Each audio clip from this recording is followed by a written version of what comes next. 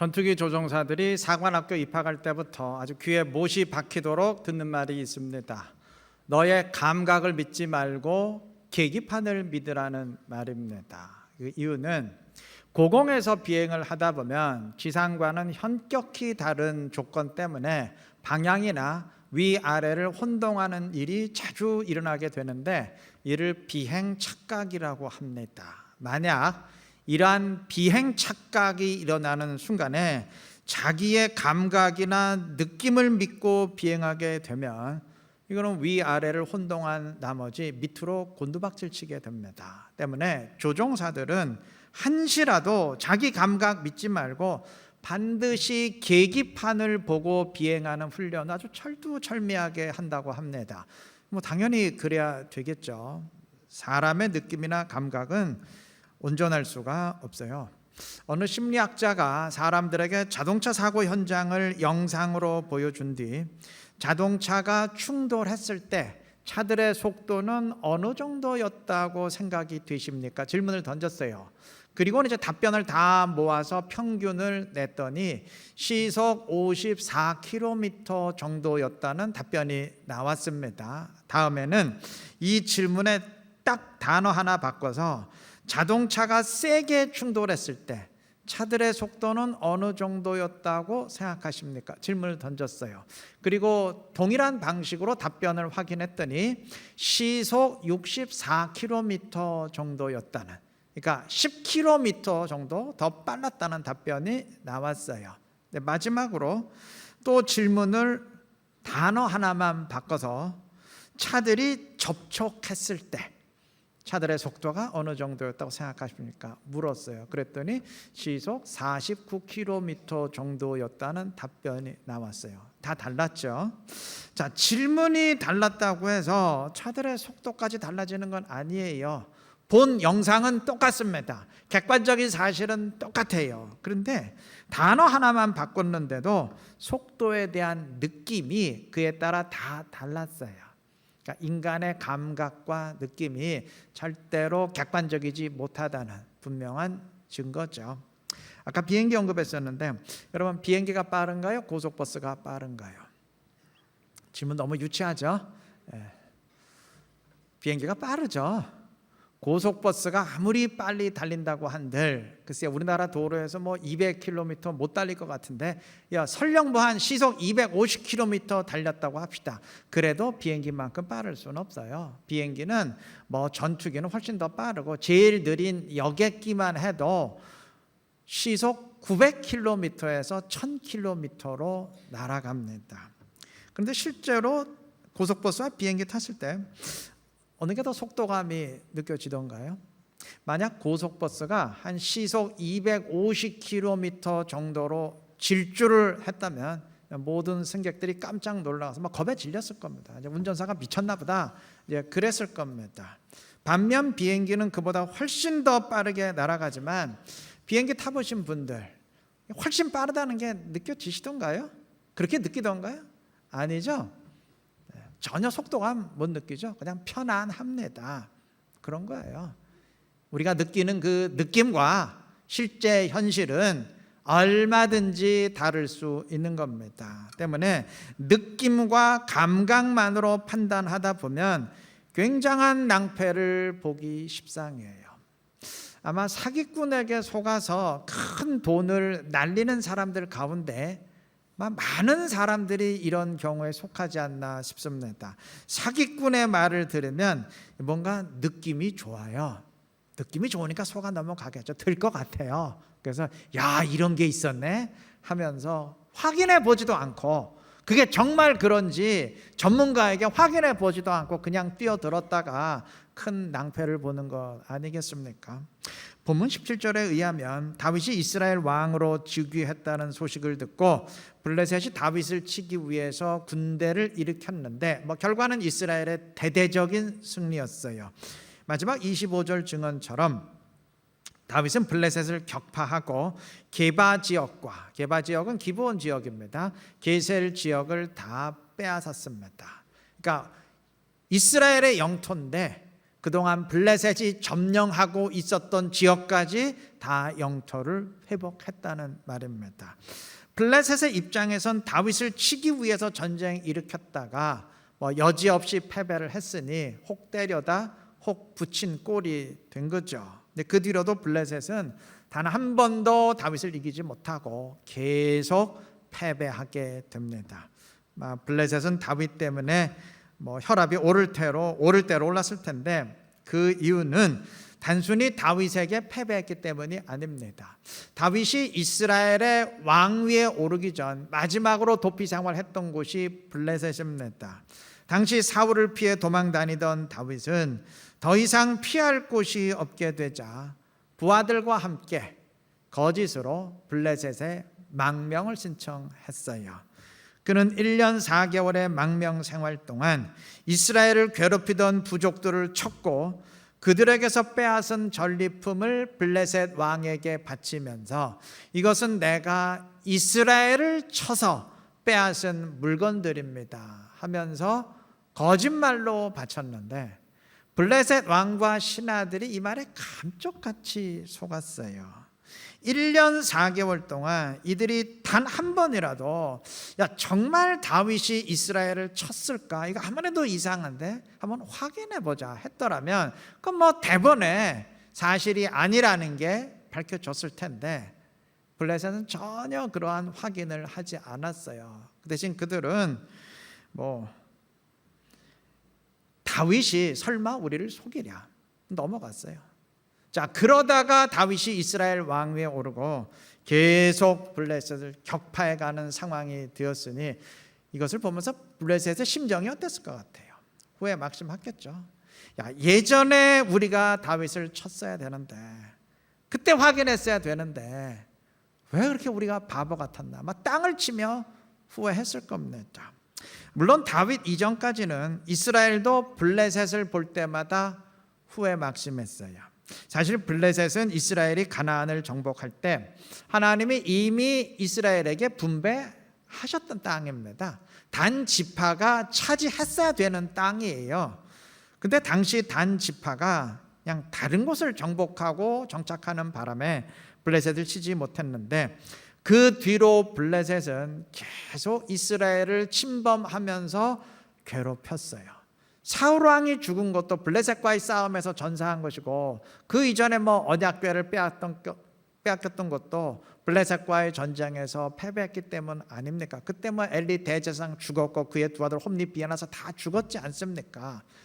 항상 블레셋이 이스라엘을 그 전에도 삼손과 늘 붙었던 민족도 블레셋 아닙니까? 아주 두고두고 블레셋이 이스라엘을 괴롭혔어요. 그러니 이스라엘도 블레셋의 공격을 받을 때마다 얼마나 후회가 됐겠어요. 우리가 예전에 가나안 정복할 때 그때 원래 계획대로 블레셋 치고 아주 멸절을 시켰어야 되는데 그때 치지 못한 게 아주 두고두고 재앙이 되는구나 통탄하지 않았겠습니까? 그런데 이스라엘의 후회와 지금 블레셋의 후회는 차원이 달라요.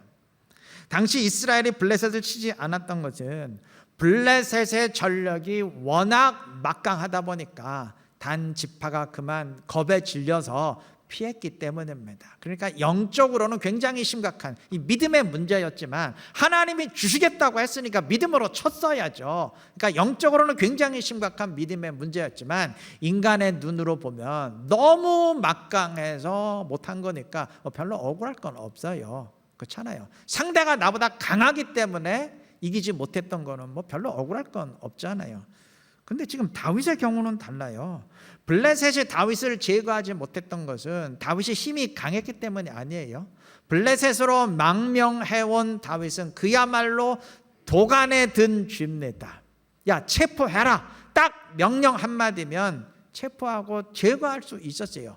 그런데도 1년 4개월 동안 다윗에게 감쪽같이 속아서 제거하지 못한 것이니까 얼마나 억울했겠습니까?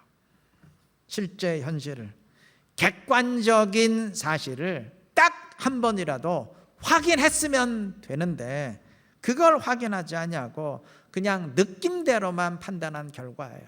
왠지 다윗을 보니까 다윗에게는 진정성이 느껴져. 다윗이 우리를 속이는 것 같진 않아. 뭐 이걸 그런 느낌대로만 판단했던 결과입니다. 역사에 의하면 임진왜란이 일어나기 2년 전에 조선은 일본이 정말 조선을 침략할 것인지를 파악하기 위해서, 정탐하기 위해서 사절단 보냈어요. 돌아온 사신들은 선조 임금 앞에서 보고를 하는데 그 내용이 참 가관입니다. 사신 황윤길은 도요토미 히데요시의 눈빛이 광채가 나는 것을 보니, 예사롭지 않은 것을 보니 분명 우리를 쳐들어올 겁니다. 보고를 했어요. 근데 반대로 사신 김성일은 도요토미 히데요시의 눈빛이 쥐새끼 같은 걸 보니까 절대 저 인간은 못 쳐들어옵니다. 보고를 했어요. 그러니까 둘 다 쳐들어온다는 사람이건 침략 못한다는 사람이건 판단 근거가 뭐죠? 눈빛이에요. 눈빛. 전부 눈빛을 보고 판단했어요. 참 신통력도 뛰어나죠. 어떻게 눈빛을 보고 판단하나요? 그러니까 정탐하라고 보냈더니 관상 보고 온 거예요. 관상 보고. 여러분, 일본이 침략할지 안 할지를 그 눈빛 보고 알 수 있어요? 눈에 써 있습니까? 얼굴에? 눈빛을 보아하니 침략할 것 같다. 눈빛을 보아하니 절대로 못 쳐들어온다. 이건 느낌이죠. 이건 분석이 아니에요. 이들은 객관적인 사실을 확인하는 대신 그냥 주관적인 느낌으로 판단했어요. 그리고 그 결과는 전혀 전쟁을 준비하지 못했던 조선의 정말 끔찍한 비극이었습니다. 신앙의 영역에서도 느낌만으로 판단하다 보면, 정확한 실제를 확인하지 않고 주관적인 느낌으로 판단하고 만족하다 보면 굉장히 큰 낭패를 볼 수 있습니다. 마태복음 25장의 달란트 비유에서 한 달란트 받은 사람은 주인은 심지 않은 데서 거두는 자라고, 다시 말하면 정말 해도 너무한 자라고 판단하고 그 이유에서 달란트를 땅에 묻어뒀어요. 근데 그거는 본인의 주관적인 느낌이지 객관적인 사실은 아니잖아요. 그 비유에서 주인은 우리 주님을 비유하는데, 여러분, 우리 주님이 정말 해도 너무할 정도로 악랄하신 분인가요? 뭐 주지도 않고 빼앗는 그런 분이신가요? 예, 해도 너무하긴 하죠. 해도 너무한, 말도 안 되는 은혜를 베푸시니까요. 그렇지 않습니까? 그런 면에서 해도 너무한 것이지, 그 사랑이 너무한 것이지 악랄함이 너무한 건 아니잖아요. 이 한 달란트 받은 종이 자기가 받은 달란트가 얼마나 엄청난 것인지 제대로 한 번이라도 확인을 했다면 절대 그런 생각할 수 없었을 거예요. 그냥 느낌대로만 판단하다 보니까 그 꼴이 난 거죠. 신랑이 오는데 기름을 준비하지 않아서 천국 잔치에 들어가지 못했던 여인들도 마찬가지죠.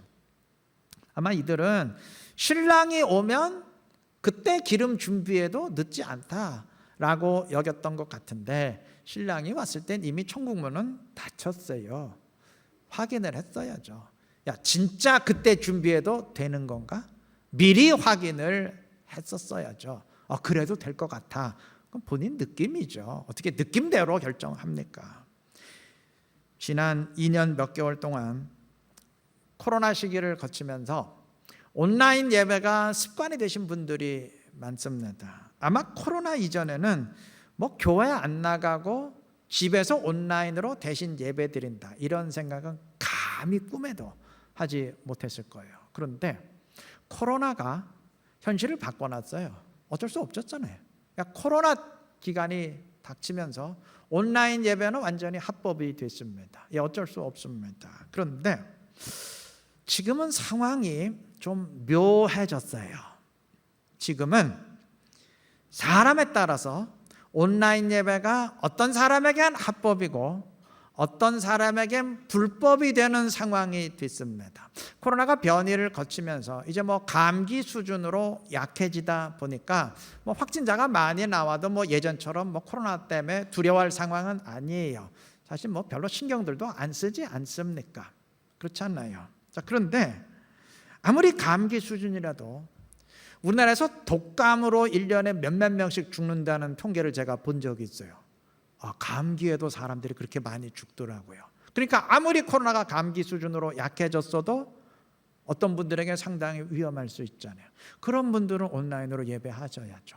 또 정말 피치 못할 사정으로 뭐 입원을 했다든지 멀리 출장을 갔다든지 뭐 그때 직장에 매여 있다든지 도저히 나오실 수 없는 분들이 있잖아요. 그런 분들에겐 여전히 온라인 예배가 합법일 겁니다. 온라인으로 예배 드리십시오. 그런데 충분히 현장에 올 수 있음에도 솔직히 별로 코로나 신경도 안 쓰면서 집에서 하자 귀찮은데 이러한 나태함에서 게으름에서 온라인 예배로 대신하고 있다면 이건 불법입니다. 그건 주님의 기준으로 무조건 불법입니다. 문제는 그걸 본인이 불법이라고 느끼질 못해요. 2년 이상 온라인에 익숙해졌고 또 온라인으로 예배하는 사람들이 주변에 넘치다 보니까 솔직히 내가 지금 코로나 때문에 현장을 피하는 건 아니고 그냥 게을러서 온라인으로 예배하는 건데 이런 죄책감이 없어요. 그냥 마음이 편안합니다. 이러면 절대 시정 안 되죠. 그럴 수 있어요. 뭐 마음이 편안할 수 있어요. 그런데 명심하십시오. 그건 나의 주관적인 느낌일 뿐입니다. 그 이상도 이하도 아니에요. 내가 편안하다고 해서 주님도 편안하신 것 아니에요. 나는 마음이 편안한데 주님은 심히 불편하실 수 있어요. 내가 그렇게 느낀다고 해서 주님도 반드시 그렇게 느끼시는 건 아니라는 것을 우리 명심해야 될 것입니다. 과연 이게 맞는 일인지, 이게 과연 합당한 일인지, 주님의 기준은 어떠한지 우리가 말씀을 계기판으로 삼고 늘 확인해야 될 것입니다. 조종사들이 늘 철두철미하게 계기판 보고 결정하듯이 우리도 철두철미하게 말씀을 계기판으로 삼고 그걸 기준으로 확인해야 될 것입니다. 한 달란트 받은 종에게 주님은 악하고 게으른 종아 심판하셨습니다. 이건 단순한 판단이 아니고 마지막 날의 심판입니다. 악한 종아 심판하셨어요. 여러분, 한 달란트 받은 사람이 무슨 사기를 쳤습니까? 도둑질을 했습니까? 살인을 했습니까? 아무것도 한 것 없어요. 그 사람 남에게 해 끼친 적 없고 세상의 법 어긴 적 없어요. 딱 하나, 그냥 게을러서 아무것도 안 했어요. 게으름 피웠어요. 나태함에 빠졌을 뿐입니다. 세상의 기준으로 죄 범한 것 없고 그래서 아마 배우는도 마음 편했어요. 그냥 괜찮다고 느꼈을 거예요. 그런데 주님은 악한 종이라 심판하셨습니다. 내 느낌과 주님의 판단은 같지 않을 수 있습니다. 때문에 느낌에 의존하면 안 돼요. 감각에 의존하면 안 됩니다. 과연 이게 그러한지 냉철히 확인하셔야 될 겁니다. 요단강을 건넌 이스라엘은 가나안 족속과의 전쟁에서 승리했습니다. 전쟁에서 승리했다면 뭐 여세를 몰아서 계속 진군하는 것이 상책이죠. 그게 지혜죠. 그런데 이상하게 하나님은 이스라엘에게 길갈로 돌아가서 전열을 정비할 것을 명하셨어요. 왜 그러셨을까요? 길갈에는 12개의 돌을 세운 기념비가 있습니다. 하나님이 요단강을 가르시고 이스라엘이 맨 땅을 건널 때 하나님은 요단강 한 복판에 있는 12개의 돌들을 취해서 길갈에 세울 것을 명하셨어요. 그 12개의 돌들은 하나님의 인도하심으로 하나님이 주권적으로 요단강을 가르셨기에 이스라엘이 건넜다는 증표예요.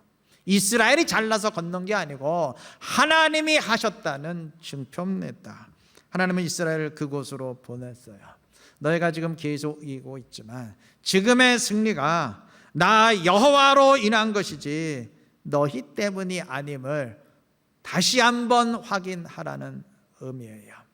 여러분, 계속 싸우며 이기다 보면은 사람의 심리상 지가 잘나서 이기는 것처럼 착각하게 돼요. 이들이 계속 싸웠고 계속 이겼어요. 그러니 뭐 그렇게 느껴지는 게 당연하죠. 근데 그러다 보면요, 나중엔 하나님 필요 없어져요. 하나님 없어도 된다고 느끼게 됩니다. 그렇잖아요. 내가 잘나서 계속 이기는데, 내가 강해서 계속 이기는데 하나님 없어도 어때요? 나만 있으면 되지. 계속 이길 거 아닙니까? 그래서 하나님은 이스라엘을 다시 그곳으로 보낸 거예요. 하나님은 길갈의 기념비를 통해서 다시 한번 확인하게 하셨어요. 과연 누구 때문에 이기고 있는 것인지 분명히 확인하라는 주님의 메시지입니다. 우리 모두 마찬가지입니다. 확인하셔야 됩니다. 감각 의지하지 마시고 냉철히 확인하셔야 됩니다. 편안하게 느껴져도, 분위기 좋은 것 같아도 확인해야 됩니다. 조종사들은 올라가는 것 같은데 확인 안 하면 밑으로 곤두박질 친대요. 우리도 마찬가지야. 하나님 나라 향해서 올라가는 것 같은데 확인 안 하면 실제로는 곤두박질 치고 있을 수 있습니다. 내가 그렇게 느낀다고 해서 하나님도 그렇게 자동적으로 느끼시는 게 아님을 깨닫고 부단히 확인하시기를 바랍니다. 말씀을 계기판으로 삼고 늘 확인하시기를 바랍니다. 그래서 내 느낌대로 행하고 내 느낌에 만족하는 우리가 아니라 하나님의 말씀대로 행하고 하나님의 뜻에 합당한 신앙생활 이어갈 수 있는 지혜롭고 복된 우리 이루는 게 모든 성도님들 되시기를 바랍니다. 19절에 의하면 다윗은 블레셋과의 전쟁을 앞두고 하나님께 물었습니다. 내가 블레셋 사람에게로 올라가리까? 여호와께서 그들을 내 손에 넘기시겠나이까? 하나님은 분명히 답변하셨어요. 19절 그 다음 올라가라, 전쟁 시작하라, 그 얘기죠. 내가 반드시 블레셋 사람을 네 손에 넘기리라. 하나님이 결제 도장을 찍으셨어요. 승리할 거다, 무조건 쳐라. 이 말을 듣고 다윗은 전쟁에 나섰습니다. 자, 대대적으로 패배한 블레셋이 다시 전열을 정비해서 이스라엘을 재차 침략했을 때도 23절의 증언처럼 다윗은 역시 하나님께 물었고 하나님의 허락을 받은 뒤에 전쟁에 임했어요. 역시 결과는 승리죠. 하나님이 보장하셨는데 얘기는 거기서 끝난 거 아니겠어요? 자, 이것이 다윗의 모습인데 중요한 것은 다윗의 이러한 모습이 끝까지 지속되었다는 사실이에요. 그는 그 뒤로도 늘 하나님께 물었고 하나님의 명령에 따라 움직였어요. 그는 늘 하나님 앞에서 한결같이 겸손했습니다. 이것이 사울 왕과 다윗의 근본적인 차이점 가운데 하나예요. 여러분, 사울도 처음엔 굉장히 신실했고 겸손했어요. 그런데 안타깝게도 시간이 지날수록 변했어요. 초심 잃었습니다. 반면 다윗은 처음부터 끝까지 한결 같았습니다. 당연히 이러해야 된다는 거 우리 다 아는 사실인데 아쉽게도 그렇지 못한 경우가 참 많죠. 평범했던 사람이 권력을 쥐게 되더니, 사회적 지위가 오르게 되더니 달라지고, 성실했던 사람이 큰 돈을 벌게 되더니 점점 방탕해지고, 성공했더니 점점 교만해지고. 이거 주변에서 흔히 듣는 얘기 아닙니까? 근데 사람들은 말하죠. 아우, 저 사람 성공하더니 달라졌어. 야, 돈 벌더니 저거 변했어 등등. 그런데 어쩌면 그게 아닐 수 있어요. 달라진 게 아니고 그 사람 원래 그랬을 수 있어요. 성공하기 전에도, 돈 벌기 전에도 원래 그랬을 수 있습니다. 단 그때는 내세울 게 없는 형편 때문에 그냥 그런 모습이 드러나지 않았을 겁니다.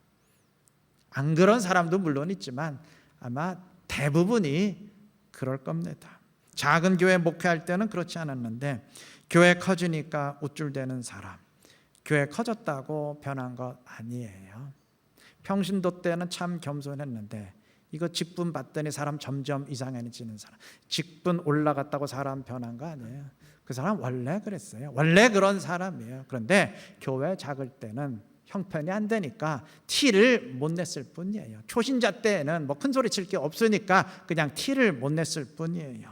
겸손한 사람은 어려울 때도 겸손하고 성공하고 힘이 생겼을 때도 겸손합니다.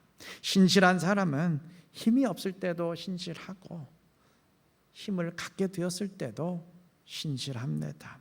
이걸 조금 각도를 달리해서 좀 말해본다면, 지금 삶이 힘들다고 은혜를 깨닫지 못하는 사람, 형편이 나아지면 은혜를 깨닫고 감사하게 될까요? 물론 그럴 수도 있겠죠. 근데 아마 그렇지 못한 사람이 더 많을 겁니다. 지금 은혜를 깨닫지 못하는 사람은 그때가 돼도 깨닫지 못할 가능성이 훨씬 큽니다. 바빠서 기도 못한다는 사람, 시간 많아지면 기도할 것 같아요? 아닐 겁니다. 내가 이 정도만 되면 행복할 텐데, 내가 그래도 이 정도만 되면 나도 말씀대로 다 순종할 수 있을 텐데, 아니요. 지금 행복하지 못한 사람은 그때가 돼도 행복하지 못하고, 지금 순종하지 못하는 사람은 그때가 돼도 또 순종 못할 이유 다발로 생겨요. 순종 못할 겁니다. 바꿔 말하면 지금 순종하는 사람이 그때가 돼도 순종하고, 지금 기도하는 사람이 그때가 돼도 기도하고요, 지금 겸손한 사람이 그때가 돼도 겸손하고, 지금 복음 전하는 사람이 그때가 돼도 전도하게 될 것입니다. 다윗은 신실한 사람이에요. 그러했기에 힘들 때도 신실했고 왕위에 올랐을 때도 변함없이 신실했습니다. 그는 감사하는 사람입니다. 때문에 도피 생활할 때도 은혜를 깨닫고 감사했고, 왕위에 올랐을 때도 감사했고, 반란으로 인해 왕위를 잃고 쫓길 때도 역시 은혜에 감사했습니다. 이런 모습이 우리에게 필요하지 않겠습니까? 나는 어떠한 사람인지, 언제나 신실한 사람인지, 언제나 겸손하고 주를 의지하고 기도하는 사람인지, 아니면 그저 오징어 백가죽 뒤집듯이 그냥 이랬다 저랬다가 상황에 따라 달라지는 사람인지 한번 점검해 보시기를 바랍니다. 주님은 우리가 왔다 갔다 하는 사람이 아니라 한결같은 사람 되기를 원하십니다. 어제나 오늘이나 동일하신 주님처럼, 영원히 한결같은 주님처럼 우리도 제발 한결같기를 원하십니다. 한결같은 모습으로 주님을 섬기고 주님을 의지하시기를 바랍니다. 그래서 주님의 기대에 부응하면서 주님의 이름을 높이고 주님의 더 큰 기쁨이 될 수 있는 우리 모두가 되시길 주님의 이름으로 축원합니다.